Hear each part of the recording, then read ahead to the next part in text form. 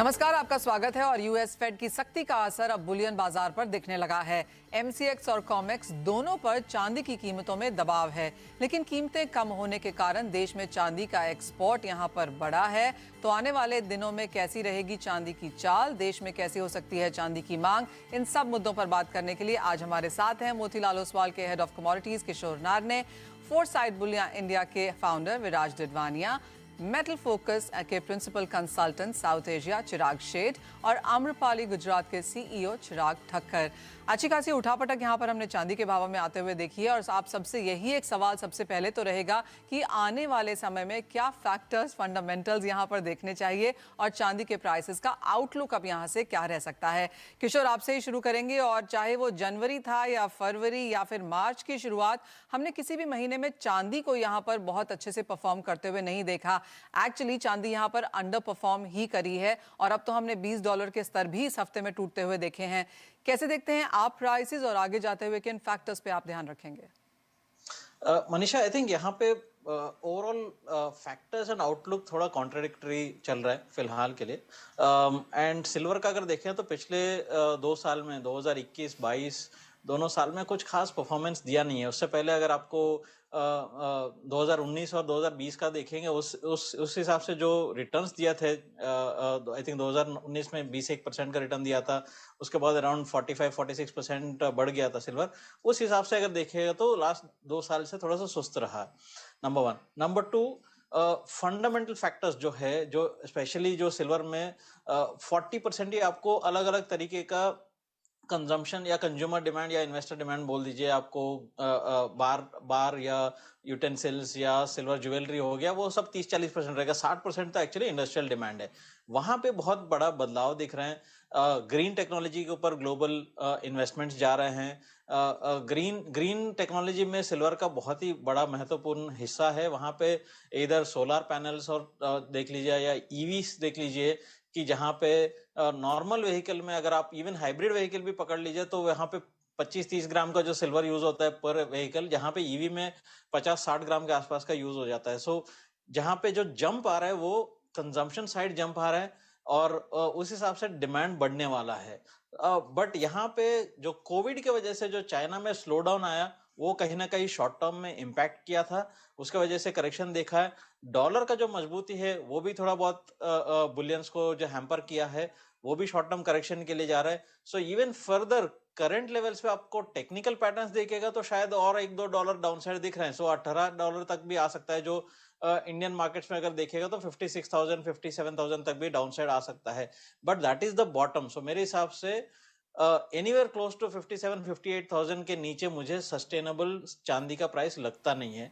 But medium to long term, that is 12 महीने से 18 महीने का अगर आप व्यू लेके चलते हैं, तो बहुत ही स्ट्रॉन्ग फंडामेंटल रीजंस है जहां पे मैं बिलीव कर सकता हूं कि इंडियन रुपीस में आपको 72,000 75,000 in a base case scenario, best case scenario आपको 80,000 तक भी आपको दिख सकता है 18 महीने का इंटरवल में अगर देखें तो। ऑलराइट, चिराग शेठ, ये सवाल आपसे है। और जिस तरह से बात की जा रही है कि इंडस्ट्रियल डिमांड यहाँ पर काफी बेहतर होती हुई नजर आ रही है, चीन अब यहाँ पर खुल चुका है, और जैसे किशोर ने कहा भी कि मैक्रोज एक तरफ हैं और ऑन ग्राउंड रियलिटी दूसरी तरफ है, तो बाजार इन सब के बीच में कहीं पे आके अटक गया है। लेकिन अगर हम कैटेगराइजेशन देखें तो कितनी investment, physical buying, industrial demand आप इंडियन मार्केट्स में अब एक्सपेक्ट कर रहे हैं 2023 के लिए?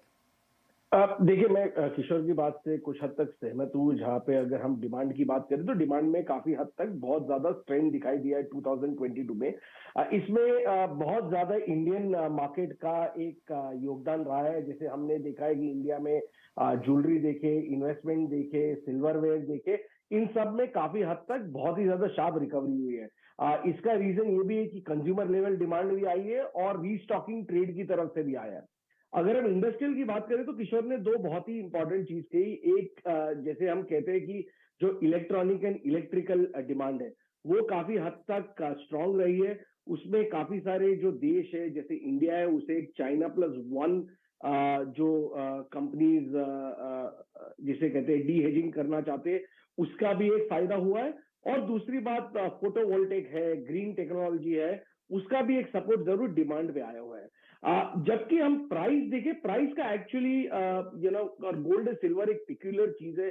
जहाँ पे डिमांड एंड सप्लाई, सिर्फ demand and supply he price drive नहीं करती, हालांकि price is driven by lot of macro factor. और जो यहाँ पे सिल्वर में बहुत ज्यादा वीक है, सिल्वर एक क्योंकि अपनी चाल बेस मेटल से भी लेता है, तो उसको दबाव जो कॉपर में स्लो डाउन जो आया है, प्राइस स्लो डाउन आया है बिकॉज ऑफ चाइना, और दूसरा गोल्ड में भी जो प्राइस में स्लो डाउन, इन दोनों का खामियाजा सिल्वर में देखने को मिला है। तो हालांकि डिमांड बहुत ही ज्यादा स्ट्रांग है, रोबस्ट है, बट प्राइस फैक्टर जो मैक्रो ड्रिवन फैक्टर्स है, उसकी वजह से प्राइस में एक जरूरी इम्पैक्ट देखने को मिला है। और किशोर ने कहा कि यहाँ से $1.5-2 की गिरावट देखने को और भी मिल सकती है। आपको क्या लगता है कहाँ बनेगा बॉटम इस साल के लिए? जी हाँ, बिल्कुल मनीषा, देखिए आप जानते हैं, हम कहते आ रहे हैं कि ये जो सारे जो प्राइसेस जो हमने स्पेशली नवंबर, दिसंबर, जनवरी में जो रैली देखी, अनसस्टेनेबल है। हमारा आज भी मानना है कि सिल्वर $18 के नीचे ट्रेड करना चाहिए by end of this year. और वो इंडियन मार्केट्स में क्या कैलकुलेट करेगा? इंडियन मार्केट में यहाँ से आप समझ लीजिए अनदर 8 to 10% एक फॉल आना चाहिए। ओके, तो एक मुनाफा वसूली की एक्सपेक्टेशन यहाँ पर चांदी में जरूर है, यानी कि अगर आपको खरीदारी करनी है तो उसके मौके यहाँ पर जरूर मिलेंगे। चिराग ठक्कर, ये सवाल आपसे है, और मुझे याद है पिछली बार हमने बात की तो आपने कहा था कि अभी भी बाजार में यहाँ पर few hundred turns is lying around, और इसीलिए डिस्काउंट में भी थी चांदी। लेकिन अब क्योंकि अंतर्राष्ट्रीय बाजारों में भी मुनाफा वसूली आ चुकी है, पिछले साल हमने रिकॉर्ड इंपोर्ट किया है, इस साल अब तक इंपोर्ट की स्थिति कैसी है, मांग कैसी है, इन्वेंट्रीज कैसी दिखती हैं? नमस्कार मनीषा जी। जैसे मैंने आपको लास्ट टाइम भी बताया था कि नेक्स्ट 15-20 दिन में हम देख सकते हैं कि जो जितना डिस्काउंट जो मार्केट में जो over the flow above the ground जितनी सिल्वर है, वो काफी हद तक 70-80% वो जो सिल्वर है वो सारी खपत हो चुकी है। तो विल नॉट बी सरप्राइज्ड अगर हम ये मार्च एंड में ही अगर नया इंपोर्ट अगर हिंदुस्तान में आना शुरू हो जाए, दिल विल नॉट बी सरप्राइज्ड। हम लोग ये देख ही रहे हैं, तकरीबन ये मंथ में ही, मार्च में ही तकरीबन 150 से 200 टन का इंपोर्ट होना चाहिए। अगर जनवरी फरवरी की बात करते हैं तो प्राइसेस इतने ऊपर थे, तो वो ऊपर के प्राइसेस में अभी कोई फ्रेश इंपोर्ट जनवरी फरवरी में हुए नहीं है। और दूसरा एक मेजर फैक्टर जो है, जो मैं देखता हूँ लास्ट नेक्स्ट 15-20 दिन तक जो प्राइसेस पे इफेक्ट करेगा, जैसे there was a very hawkish comments by Fed chairman, तो मेरे को लगता है कि अगर वो 50 बेसिस पॉइंट अगर फेड रेट बढ़ाता है तो यहाँ पे और प्रेशर $20 के लेवल पे भी और प्रेशर आ सकता है। तो मेरा मानना है कि जब तक 22 मार्च 23 मार्च जब तक जितने फंडामेंटल डेटास और जितने नॉन फार्म पेरोल डेटा है, इन्फ्लेशन डेटा है, ये जब तक डेटा आ नहीं जाते, मेरे हिसाब से this will be the driving factor for next 15-20 days for the silver prices. Viraj, finally आपसे, और आपको क्या लगता है क्या मांग मार्केट्स में निकल के आ रही है? जैसे चिराग कह रहे हैं कि अब खपत है, इंपोर्ट भी आना शुरू हो जाएगा, और आएगा तो खपत भी हो जाएगी उसकी। कैसे देखते हैं आप खरीदारी के ट्रेंड्स फिलहाल? Thank you, Manisha ji, for having me back. I checked with some of my retailer customers. Retailers are saying कि footfall नहीं बढ़े, quantity of silver bought by each customer वो भी नहीं बढ़ा है। जो थोड़ा सा डिमांड आ रहा है, जो चिराग बोल रहा है, मुझे भी दिख रहा है, वो जो मैन्युफैक्चरर्स और होलसेलर्स हैं वो खरीद रहे हैं, क्योंकि वो उनको दिख रहा है कि डिमांड आने वाला है, या वो अपॉर्चुनिस्टिक बाइंग कर रहे हैं। पर ग्राउंड लेवल पे जो एंड कंज्यूमर है वो नहीं खरीद रहा है। और जो किशोर ने कहा, ग्लोबली 60% चांदी इंडस्ट्रियल में यूज होता है, इंडिया में वो परसेंटेज 15% के आसपास है। तो वो इंडियन डिमांड को नहीं ड्राइव करता, कंज्यूमर डिमांड और इन्वेस्टमेंट डिमांड ड्राइव करता है। तो अभी हमें देखना पड़ेगा। पर जो सब बोल रहे हैं कि 5% के आसपास अभी ट्रेजरी यील्ड हो गया है, which is a 15-year high, तो चांदी के भाव नीचे जाएंगे, और जब नीचे जाएंगे तो डिमांड 100% आए, और उस टाइम पे खरीद के रख लेना है। हाँ, उस समय खरीद लेना चाहिए। ओके किशोर, अगर हम यहाँ पर ट्रेंड्स भी देखें, जिस तरह की उठापटक यहाँ पर चांदी में देखने को मिली है, विद एक्सपेक्टेशंस कि यहाँ से चांदी के प्राइसेस ऊपर ही जाएंगे, किस तरह का रेशियो आप गोल्ड के साथ होल्ड करेंगे? क्या टेक्निकल लेवल्स अब यहाँ पर देखने की जरूरत है? और सबसे इंपॉर्टेंट सवाल जो आप सभी से जानना चाहेंगे कि क्या तरीका हो यहाँ पर अब चांदी खरीदने का? रेशियो आपको भी पता है, I think anywhere between 70 to 90 होना चाहिए। That's an average ratio between gold and silver. So 70 silvers is equal to 1 gold, और on a higher side. So बीच में हम लोगों ने देखा है 2020 में 120 135 तक भी 130 तक भी गए थे, बट वो सस्टेनेबल नहीं था। But see basically anywhere close to 70 silvers is equal to 1 gold is a bargain. 90 silver is equal to 1 gold, मतलब जो एक्चुअली गोल्ड ओवर वैल्यूड है। सो बेसिकली ऐसा देखना चाहिए, this is the ratio. Currently I think 80 85 के बीच में कहीं घूम रहा है, सो इट इज नॉट इधर ओवर वैल्यूड और समवेयर इन द मिडल। दूसरी जो है कि आई थिंक इंडियन कंज्यूमर को अगर देखते हैं तो प्रॉबली इस बार ओवरऑल इवन बुलियंस में, मतलब गोल्ड में भी अपना डिमांड इतना खास नहीं रहा था because of the prices. One is rupee depreciation का जो है, दूसरा ड्यूटी का इम्पैक्ट है, तीसरा जीएसटी है, सब मिला के भी आई थिंक गोल्ड में जो ऑल टाइम हाई चल रहा है, I think even jewellery stores में ही फुटफॉल्स कम है actually, not only for silver, basically even gold के लिए भी। आई थिंक वो कहीं ना कहीं एंटायर इंडस्ट्री को भी हैम्पर कर रहा है क्लियरली। और जैसे बात की गई कि रेशियो सपोर्टिव है, लेकिन मैक्रोज अपनी जगह दूसरी तरफ है और इंडस्ट्री यहाँ पर डू इम्पैक्ट हो रही है। ब्रेक का टाइम है, लेकिन आने के बाद ये जानने की कोशिश करेंगे कि लोग खरीद तो रहे हैं और इंतजार भी कर रहे हैं, लेकिन कुछ लोग अपनी रीसेल की चांदी भी लेकर आ रहे हैं, हॉल मार्किंग को लेकर भी यहाँ पर कुछ अटपटे हैं, और क्या टिकट साइज चांदी का बिकता हुआ नजर आ रहा है, इन सब पर भी नजर डालेंगे एक ब्रेक के बाद।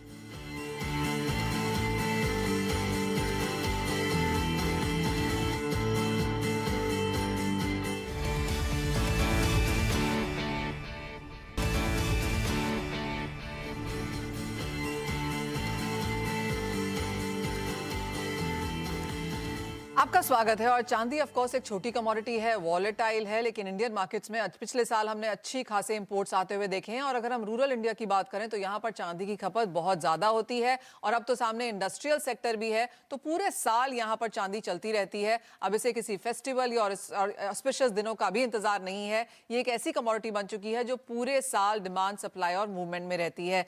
चिराग, ये सवाल आपसे है, ETF बाइंग भी हमने यहाँ पर अच्छी खासी आते हुए देखी है। इस साल की अब तक बात करें तो ऑफ कोर्स यहाँ पर नेगेटिव रिटर्न्स हैं, लेकिन कैसे देखते हैं आप ओवरऑल ETF की खरीदारी इंडियन मार्केट्स में? देखिए, ETF जरूर काफी हद तक ट्रैक्शन हुआ है। हमने देखा है कि आज 6 से 7 फंड हाउसेज ने अपने ETF लॉन्च किए हैं। अराउंड 200 to 250 टन की बाइंग ETF में आई है।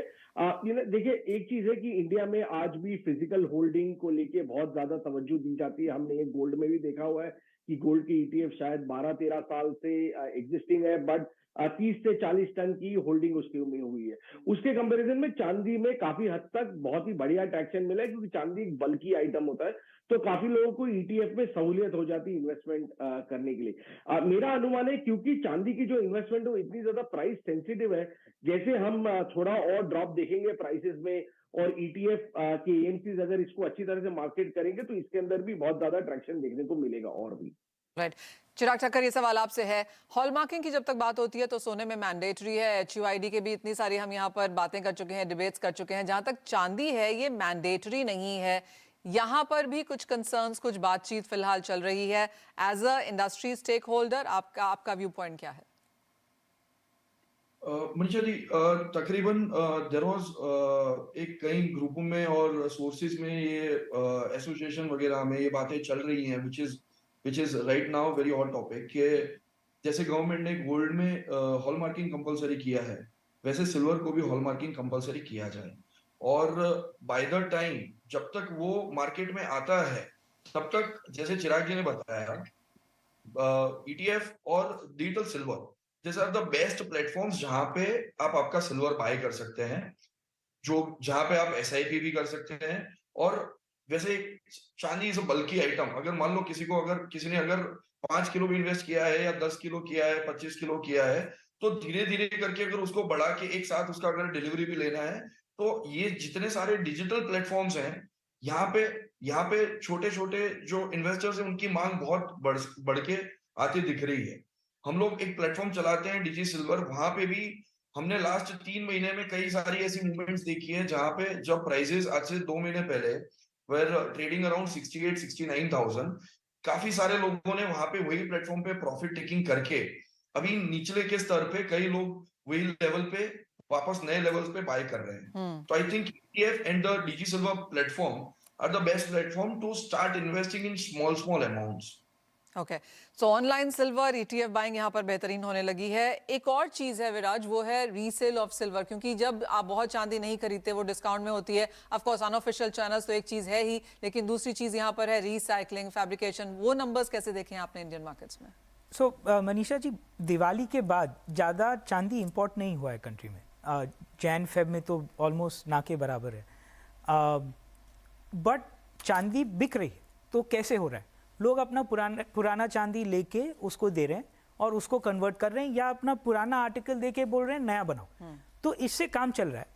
बट जो फ्रेश नया डिमांड जो दिवाली में देखा था, उसके थोड़े पहले देखा था, वो अभी नहीं हो रहा है। So this is happening officially unofficially both across the country. तो मेरे बहुत सारे कस्टमर्स बोल रहे थे कि रिटर्न चांदी हमारे पास बहुत आ रही है, इसलिए फ्रेश चांदी की खरीदी थोड़ी कम हो गई।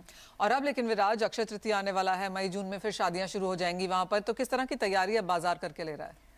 Everybody is very optimistic. सबको लग रहा है कि अभी डिमांड बहुत बढ़ेगा। इसलिए मैंने आपको याद है बोला था, there are bullion dealers, wholesalers, retailers and then industrial users.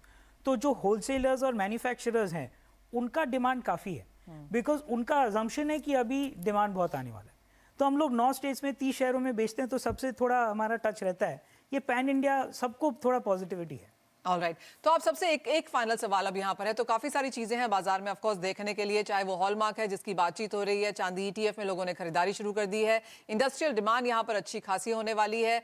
On ground अगर आप देखें तो ये भी खबरें हैं कि पेरू में जो रिजर्व्स हैं वो काफी कम होते हुए नजर आए हैं। चांदी इस साल भी यहाँ पर प्रोडक्शन के तौर पर डेफिसिट में रह सकती है। तो जहां भी आप strong fundamentals by the book देखें, ये ऑन द पॉजिटिव साइड यहाँ पर है। तो किशोर, अगर स्ट्रैटेजी बनानी हो निवेशक के हिसाब से, ट्रेडर के हिसाब से, दोनों ही पहलुओं से क्या आप राय देंगे? आज खरीद के 3 महीने, आज खरीद के इस साल के अंत तक या अगले साल तक किस तरह के रिटर्न्स अब चांदी में देखने को मिल सकते हैं? पहली बात है कि शॉर्ट टर्म तो थोड़ा बहुत करेक्शन एक्सटेंड होगा। सो आज खरीदने के बाद से थोड़ा सा आई थिंक डिले करना चाहिए प्रॉब्ली। मैं वही बोल रहा हूँ, आज या कल है जो भी है, लेवल आर लाइक 56,000 से 58,000, मतलब यहाँ से कम 3-4 हज़ार रुपए नीचे चांदी वैल्यू बाइंग लगता है वहां पे।